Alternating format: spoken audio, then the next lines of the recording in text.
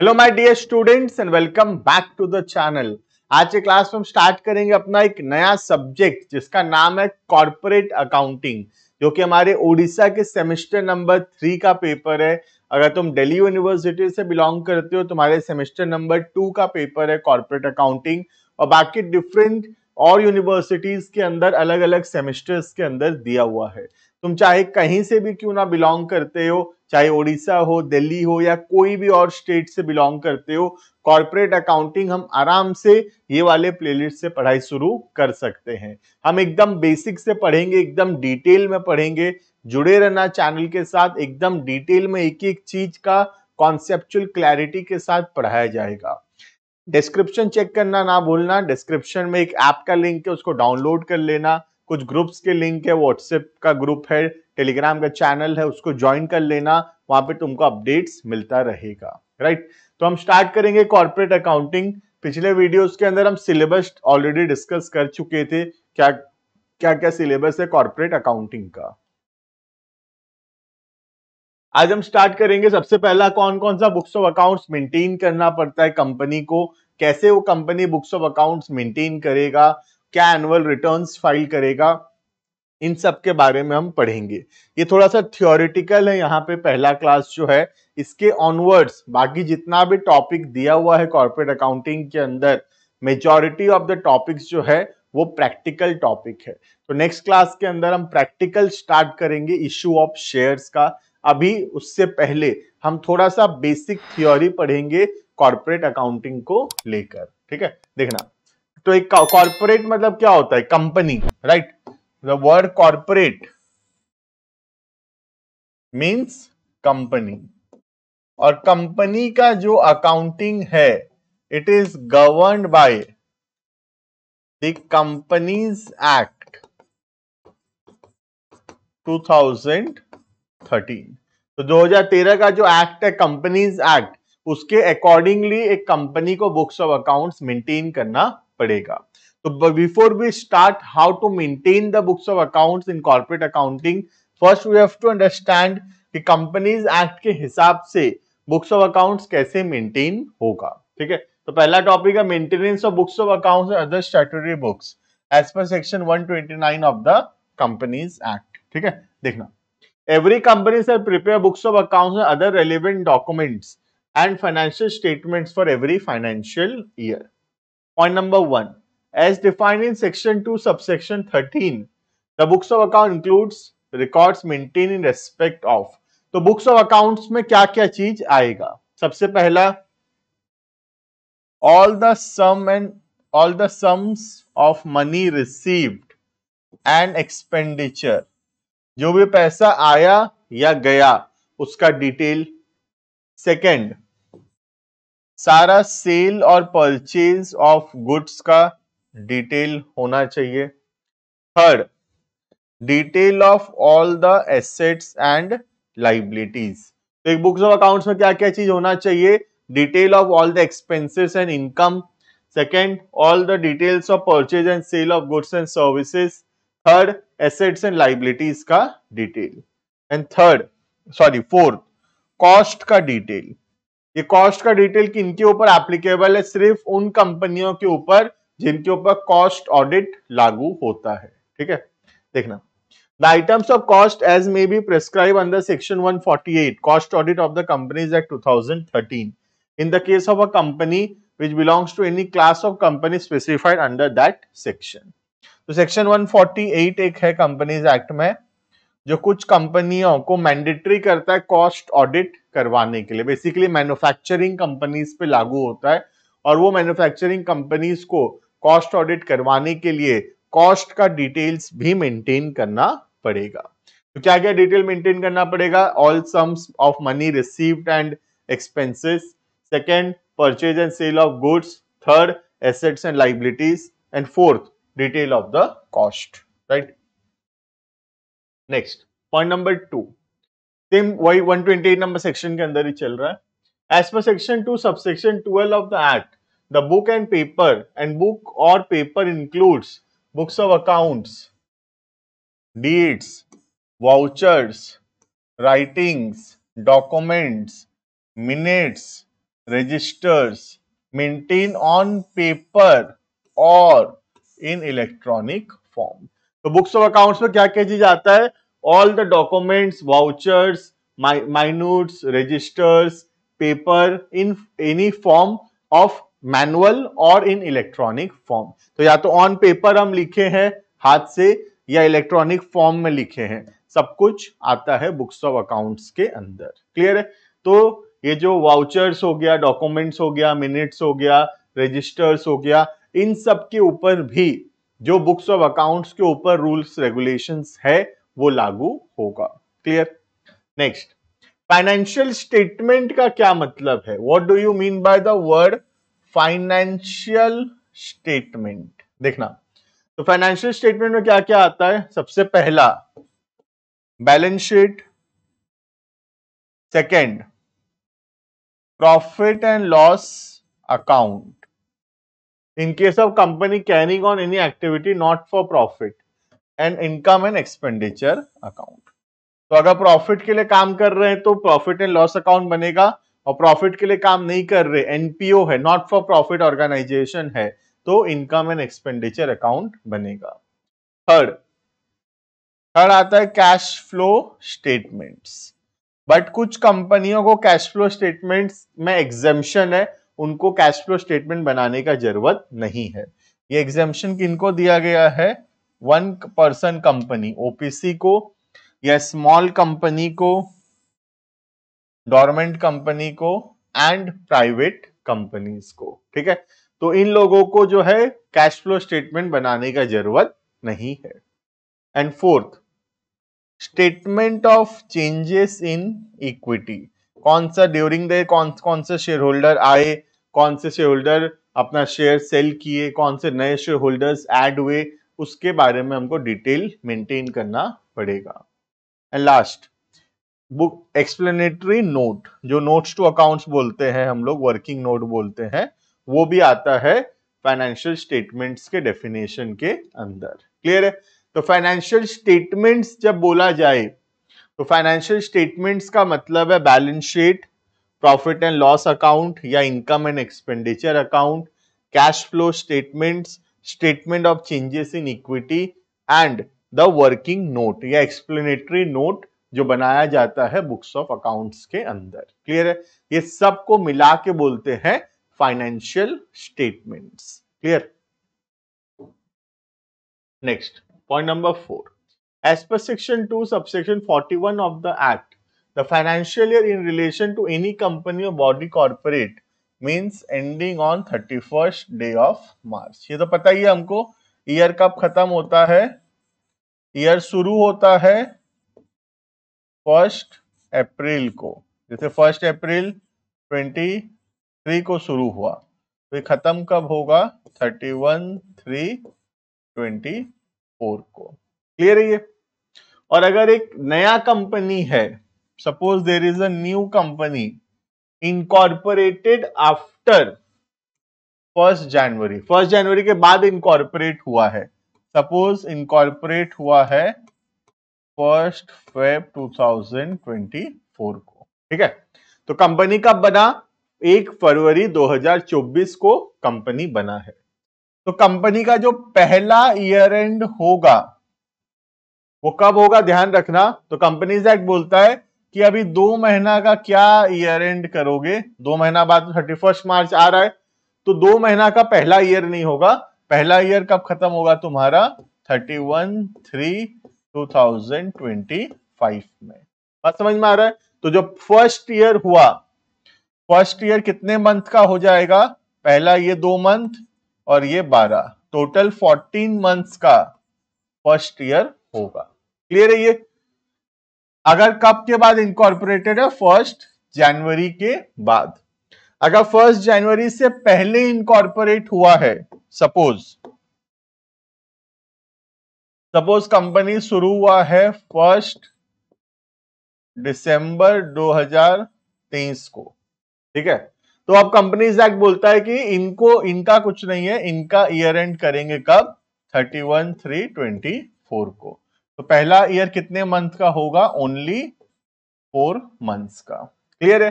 तो जो कंपनी 1 जनवरी या उसके बाद इनकॉर्पोरेट हुआ है उसके लिए 3 महीना में ईयर एंड ना करके नेक्स्ट ईयर में फर्स्ट ईयर एंड माना जाएगा। लेकिन जो 1 जनवरी से पहले इनकॉर्पोरेट हुआ होगा वो नेक्स्ट 31 मार्च को ईयर एंड करेगा। क्लियर है? हर ईयर एंड में क्या करना पड़ेगा? फाइनेंशियल स्टेटमेंट्स बनाना पड़ेगा। अब फाइनेंशियल स्टेटमेंट्स क्या है हम पढ़े, balance sheet, PL, cash flow statement, statement of changes in equity and explanatory note, ये सब कुछ बनाना पड़ेगा ईयर एंड में। क्लियर है ये? Next, books of account should give a true and fair view and must be kept on accrual basis and double entry system of accounting। तो books of account सबसे पहली बात ट्रू एंड फेयर व्यू देना चाहिए। Company के बारे में जो भी सच्चाई है, कंपनी का जो भी एक्चुअल परफॉर्मेंस है, तो उस परफॉर्मेंस का एक ट्रू एंड फेयर व्यू दे पाना चाहिए बुक्स ऑफ अकाउंट्स। ठीक है? सेकंड, 2 बेसिस होता है, कैश बेसिस और accrual basis. Books of accounts companies Act के हिसाब से हमेशा बनेगा एक्रूअल बेसिस पे। एक्रूअल में क्या होता है? ट्रांजैक्शन जब होता है तब हम ट्रांजैक्शंस को रिकॉर्ड करते हैं। एक्चुअल में पैसा कब मिला या उसी समय मिल गया या बाद में मिलेगा, उससे फर्क नहीं पड़ता। ठीक है? और लास्ट था double entry system of book keeping होना चाहिए। मतलब for every debit there must be a corresponding credit. जो डेबिट क्रेडिट के रूल के हिसाब से बुक्स ऑफ अकाउंट्स मेंटेन होना चाहिए। क्लियर? देखना, section 128 subsection requires that the books of account should give a true and fair view of the state of affairs of the company including that of its branch office। तो branch का books of accounts भी true and fair view देना चाहिए। ठीक है? Head office का तो है ही, साथ में ब्रांच का भी। And explain the transaction affect both of the registered office and it's branch. तो रजिस्टर्ड ऑफिस में सारा डिटेल्स मेंटेन रहना चाहिए, हेड ऑफिस का भी और ब्रांच ऑफिस का भी। ठीक है? Next, section 128 requires that the books of account shall be kept, ये हम ऑलरेडी पढ़ लिए, एक्रूवल बेसिस में होना चाहिए एंड डबल एंट्री सिस्टम में होना चाहिए। Clear? Point number 1, a true and fair view. True and fair view का मतलब क्या होता है? Financial statements are free from material misstatement, कुछ भी चीज गलत नहीं लिखा हुआ है, and faithfully represents the financial performance and position of the business। तो एक बुक्स ऑफ अकाउंट्स को ट्रू एंड फेयर कब माना जाएगा? जब उसमें कोई भी चीज गलत नहीं है, मटेरियल इंफॉर्मेशन जो है वो मिसलीड नहीं कर रहा, इंपॉर्टेंट इंफॉर्मेशन को ओमिट नहीं किया गया है, और वो बुक्स ऑफ अकाउंट्स एक ट्रू एंड फेयर पिक्चर देता है कंपनी के परफॉर्मेंस का और कंपनी के पोजीशन का। क्लियर है? परफॉर्मेंस पता चलता है प्रॉफिट एंड लॉस अकाउंट से और पोजीशन पता चलता है बैलेंस शीट से। क्लियर? नेक्स्ट, एक्रूअल बेसिस, ये हम ऑलरेडी पढ़ चुके हैं, अकाउंट्स में भी पढ़े होगे तुम। एक्रूअल बेसिस का मतलब होता है कि ट्रांजैक्शन जब हुआ तब हम उसको रिकॉर्ड करेंगे। एक्चुअल में पैसा कब मिला या एक्चुअल में पैसा कब दिए, इस बात से फर्क नहीं पड़ता। क्लियर है? तो एक्रूअल बेसिस तो हम अकाउंट्स में पढ़ते हुए आते हैं, बहुत इजी चीज है। और नेक्स्ट है डबल एंट्री सिस्टम, ये भी ऑलरेडी पढ़ा हुआ रहता है अकाउंट्स में। डबल एंट्री सिस्टम का मतलब है हर ट्रांजेक्शन का 2 एस्पेक्ट होता है, one is debit and another one is credit of equal amount. Clear है? इसको बोलते हैं double entry system of book keeping. तो मेरे हिसाब से ये सब क्लियर होगा। पहले से हमको पता है double entry system of book keeping क्या होता है या एक्रूअल बेसिस ऑफ अकाउंटिंग क्या होता है। क्लियर है? नेक्स्ट आता है एनुअल रिटर्न। एनुअल रिटर्न होता है ईयरली एक स्टेटमेंट फाइल करना पड़ता है कंपनियों को रजिस्ट्रार ऑफ कंपनीज के पास, आरओसी के पास, जिसमें वो लोग बताते हैं कि साल भर में उनका परफॉर्मेंस कैसा रहा और भी बहुत सारा डिटेल्स वो लोग प्रोवाइड करते हैं टू द आरओसी। ठीक है, तो जो स्टेटमेंट फाइल किया जाता है साल में एक बार, उसको बोलते हैं annual return as per section 92 and 94। ठीक है, देखना provision with regard to annual return are contained in section 92 of the Companies Act and rules 11 and 12 of the Companies Management Administration Rule 2024। तो सेक्शन 92 में लिखा हुआ है कंपनीज एक्ट का और कुछ रूल्स में भी लिखा हुआ है 2014 का। ठीक है, as per rule 11 every company shall file an annual return in form number, अगर याद रहेगा तो बहुत अच्छी बात है। फॉर्म नंबर क्या है? MGT 7 में एनुअल रिटर्न फाइल करेगा। किसको फाइल करने का जरूरत नहीं है? 1 पर्सन कंपनी को एग्जेम्पशन है और स्मॉल कंपनी को भी एनुअल रिटर्न फाइल करने का जरूरत नहीं है। Clear? 1 person company small company shall file annual return from the financial year 2021 onwards in form number, इनके लिए इजी फॉर्म दिया गया है MGT 7A।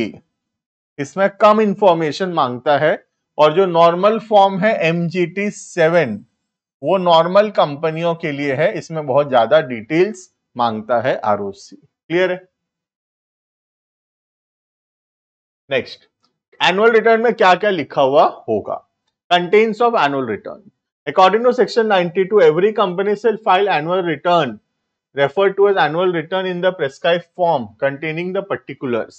क्या क्या डिटेल होना चाहिए? पहला, registered office, principal business and particulars of holding subsidiary and associate company. हमारा रजिस्टर्ड ऑफिस कहां पर है, हम क्या बिजनेस करते हैं और हमारे कौन कौन से होल्डिंग या सब्सिडियरी कंपनीज है। ठीक है, नेक्स्ट, शेयर्स, डिवेंचर्स या अदर सिक्योरिटीज का होल्डिंग पैटर्न, मतलब कौन सा शेयर होल्डर कितना परसेंट शेयर्स होल्ड करता है, कौन सा डिवेंचर होल्डर कितना डिवेंचर्स होल्ड करता है, ये सारा डिटेल हम आरओसी को देंगे। ठीक है, पॉइंट नंबर सी अभी एप्लीकेबल और नहीं है तो उसको छोड़ देते हैं। Point number 4, it's member and debenture holders along with changes therein, कौन कौन कंपनी का मेंबर है और डिवेंचर होल्डर है और क्या क्या चेंजेस हुआ है, मतलब कौन नए मेंबर्स ऐड हुए हैं, कौन से पुराने मेंबर्स शेयर सेल किए हैं, ये सब का डिटेल। नेक्स्ट, प्रमोटर्स, डायरेक्टर्स, की मैनेजरियल पर्सोनल, इसका डिटेल और उसमें क्या क्या चेंजेस हुआ है, कौन नए ज्वाइन किए हैं की मैनेजरियल पर्सोनल, डायरेक्टर्स कौन नए आए हैं, कौन से डायरेक्टर्स छोड़कर गए हैं, इन सब का डिटेल। नेक्स्ट, मीटिंग्स, कौन कौन सा मीटिंग कब कब हुआ है मेंबर्स का, जैसे बहुत सारा जनरल मीटिंग्स होता है, बोर्ड मीटिंग्स होता है, तो मीटिंग कब हुआ, उसमें क्या क्या डिस्कशन हुआ, ये सब का भी डिटेल प्रोवाइड करना पड़ता है। ठीक है, तो बेसिकली एनुअल रिटर्न के अंदर हर एक डिटेल प्रोवाइड करना पड़ रहा है। कंपनी साल भर में क्या क्या किया है उसका डिटेल वो प्रोवाइड कर रहा है to the registrar of companies. Clear? Next, और क्या? रेम्यूनरेशन, मतलब सैलरी ऑफ डायरेक्टर्स, ये सब भी प्रोवाइड करना पड़ेगा। Next, penalty and punishment imposed on the company, कुछ अगर पेनल्टी पनिशमेंट लगा है कंपनी के ऊपर या उसके डायरेक्टर्स के ऊपर तो वो सब का डिटेल भी प्रोवाइड करना पड़ेगा। Next, certificate of compliances and disclosures, मतलब हम जो जो भी कंप्लायंसेस है, जैसे जीएसटी हो गया, इनकम टैक्स हो गया, पीएफ हो गया, ईएसआई हो गया, employ state insurance, provident fund, PF, ये सब को हम पूरा कर रहे हैं, टाइमली उसका पेमेंट कर रहे हैं, उसका डिटेल्स प्रोवाइड करना पड़ेगा। नेक्स्ट, और कोई भी डिटेल जो भी बोला जाए वो सब हमको प्रोवाइड करना पड़ेगा, जैसे कि इन्वेस्टर्स का डिटेल या फॉरेन इंस्टीट्यूशनल इन्वेस्टर्स जो FII बोलते हैं, फॉरेन में जो फॉरेन इन्वेस्टमेंट बोलते हैं, फॉरेन वाले जो इंडिया में इंडियन कंपनी में पैसा लगाते हैं, FIIs जो होते हैं, वो लोग कितना परसेंट शेयर्स होल्ड करते हैं उसका डिटेल प्रोवाइड करना पड़ेगा। क्लियर? तो बेसिकली एनुअल रिटर्न के अंदर सारा इंफॉर्मेशन प्रोवाइड करना है कंपनी के रिलेटेड। नेक्स्ट, कौन साइन करेगा? The annual return shall be signed by the director of the company and the company secretary. तो डायरेक्टर और company secretary, and in case there is no company secretary in case there is no company secretary by company secretary in practice. तो अगर खुद का company secretary नहीं है तो फिर बाहर से कोई कंपनी सेक्रेटरी से कराना पड़ेगा। Clear? Next, certificate of annual return bye company secretary in practice. तो कंपनी सेक्रेटरी इन प्रैक्टिस से कब करवाना मैंडेटरी होगा? तो किसके लिए मैंडेटरी है? बड़ी कंपनियों के लिए, जैसे कि एक लिस्टेड कंपनी को कंपनी सेक्रेटरी इन प्रैक्टिस से करवाना पड़ेगा साइन। और दूसरा, a company having paid up share capital of 10 crore, जिसका paid up share capital 10 crore है और मोर, या फिर टर्नओवर 50 करोड़ या ज्यादा है, उन लोगों को कंपनी सेक्रेटरी से सर्टिफिकेट लेना पड़ेगा MGT 7 फाइल करने से पहले। क्लियर है? तो लिस्टेड कंपनी को और कुछ पर्टिकुलर कंपनीज को जिनका पेड अप शेयर कैपिटल या फिर और है, दोनों में से एक, और टर्नओवर 50 करोड़ से ज्यादा है या paid up share capital 10 crore या उससे ज्यादा है, तो उनको कंपनी सेक्रेटरी से साइन करवाना पड़ेगा। बाकी लोगों को कंपनी सेक्रेटरी इन प्रैक्टिस से साइन करवाना मैंडेटरी नहीं है। क्लियर? तो बेसिकली जो बड़ा कंपनी है उनके ऊपर लागू होता है ये। नेक्स्ट, एनुअल रिटर्न को कंपनी के वेबसाइट में भी, अगर कोई वेबसाइट है तो वहां पे भी प्लेस किया जाएगा ताकि हर पर्सन कंपनी का एनुअल रिटर्न्स को रीड कर सके, जिससे उसको कंपनी के बारे में साल भर में कंपनी क्या क्या किया है सारा डिटेल्स उसके बारे में पता चल जाएगा। Right? And last, time for filing annual return. Annual return कितना दिन में फाइल करना है? A copy of annual return shall be filed with ROC with in 60 days from the date on which the annual general meeting is held। तो जब year and हुआ, year and suppose हुआ 31/3/24 को, ठीक है, इसके बाद AGM होगा। सपोज करते हैं AGM होता है 31/7/2024 को, ठीक है, ये क्या है? Date of annual general meetings. तो date of annual general meetings के बाद 60 डेज के अंदर कंपनी जो है एनुअल रिटर्न फाइल करेगा। क्लियर? तो ईयर एंड के बाद AGM होता है, जनरली 6 महीना के अंदर अंदर AGM करवाना रहता है। सपोज कोई कंपनी AGM करवाता है 31 जुलाई को, तो 31 जुलाई से 60 डेज के अंदर तुमको जो है एनुअल रिटर्न फाइल करना पड़ेगा। Clear? Next, where there is no annual general meeting is held in any year, it shall be filed within 60 days from the date on which the annual general meeting should have been held, along with the reason for not holding the AGM। और suppose अगर AGM हुआ ही नहीं, तो year and suppose हुआ 31/3/24 को और AGM हुआ ही नहीं, तो AGM करवाने का लास्ट डेट होता है इससे 6 महीना के अंदर AGM करवाना रहता है। तो AGM का लास्ट डेट है 30/9/2024। इस दिन तक आखिरी AGM हो जाना चाहिए था। तो अगर इस दिन तक भी AGM नहीं हुआ, 30/9 जो है लास्ट डेट है जो AGM का, उसके बाद AGM और हो नहीं सकता। ठीक है? तो 6 मंथ्स में अगर AGM नहीं होता है तो फिर यहां से 60 डेज के अंदर हम अपना एनुअल रिटर्न फाइल करेंगे और साथ में ये भी बताएंगे कि AGM आखिर क्यों नहीं हुआ। क्लियर है? तो this was all about some basics related to corporate accounting. क्या क्या बुक्स ऑफ अकाउंट्स मेंटेन करना पड़ेगा, वो कैसे ट्रू एंड फेयर व्यू का मतलब क्या होता है, accrual basis, double entry system, ये सब कुछ हम लोग पढ़े। एनुअल रिटर्न्स क्या होता है, ये सब थोड़ा थियोरेटिकल पोर्शन हो गया। ठीक है? अब आगे इस चैप्टर के अंदर जो यूनिट 1 है बहुत इंटरेस्टिंग है। इश्यू ऑफ शेयर्स हम लोग पढ़ेंगे। बहुत सारे बच्चे क्लास 12th में अगर CBSE बैकग्राउंड से हैं या डिफरेंट स्टेट बोर्ड से हैं, कॉमर्स में थे, तो उन लोग जरूर पढ़े होंगे इश्यू ऑफ शेयर्स। तो हम बहुत डिटेल में उसको पढ़ेंगे, ऐसे पढ़ेंगे जैसे तुम कभी पढ़े ही नहीं। अगर तुम साइंस बैकग्राउंड से भी होगे तो आराम से समझ में आएगा इश्यू ऑफ शेयर्स। ठीक है? तो मिलते हैं नेक्स्ट क्लास के अंदर जहां पे हम प्रैक्टिकल स्टार्ट करेंगे अपना यूनिट 1 का, जिसका नाम है issue of shares. Thank you and goodbye.